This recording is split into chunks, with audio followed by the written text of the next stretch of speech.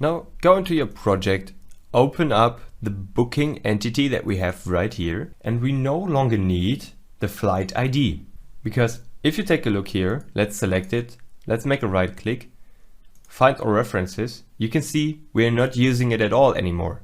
This is because right now in our flight we directly have the list of the attached bookings. Previously we were only able to find a flight booking relationship by using the booking flight ID and check if we have a flight with that ID too, or in the other direction for sure. It's also working. So let's remove it since we're not using it at all and we for sure want to refactor it. So we can save it here, and now some errors will for sure pop up. So let's move into our flight controller. Now scroll to the nearly very bottom for me. Here in the new booking, we can simply go ahead and remove the DTO flight ID. So why do we need to do it like this, or why can we do it like this? Because we already have the flight, so we don't need the ID. We got the flight, and inside of that flight we have bookings.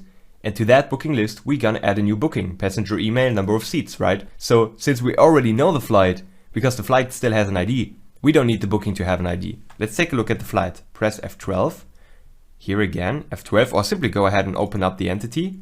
You can see flight has a good ID.